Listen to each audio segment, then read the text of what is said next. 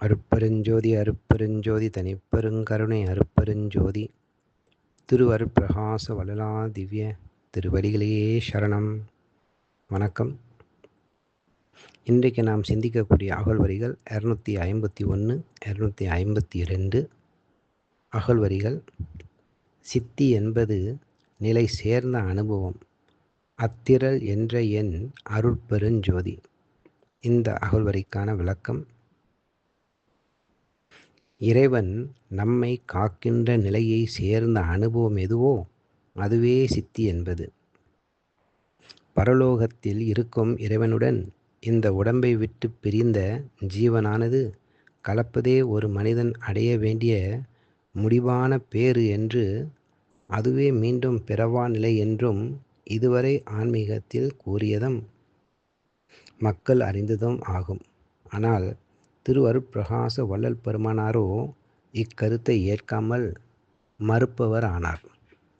உடம்பை விட்டால் ஜீவன் தனித்து இயங்காது என்றும், எந்த கற்பத்தில் உடம்பு நஷ்டம் அடைகின்றதோ, அதாவது மரணம் அடைகின்றதோ, அந்த கற்ப காலம் வரை அந்த ஜீவனானது மண்ணில் மறைந்திருக்கும்.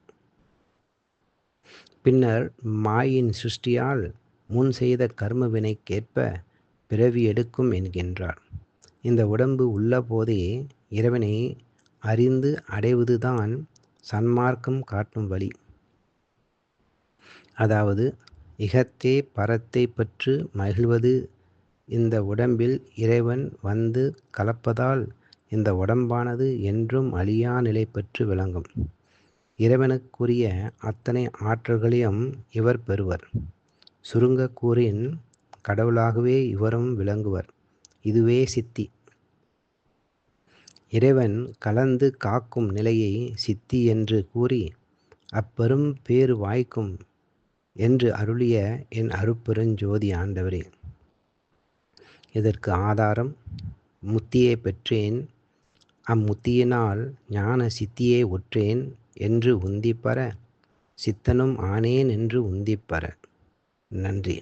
அருட்பெருஞ்சோதி அருட்பெருஞ்சோதி தனிப்பெருங்கருணை அருட்பெருஞ்சோதி திருவருட்பிரகாச வள்ளலா திவ்ய திருவடிகளே சரணம்.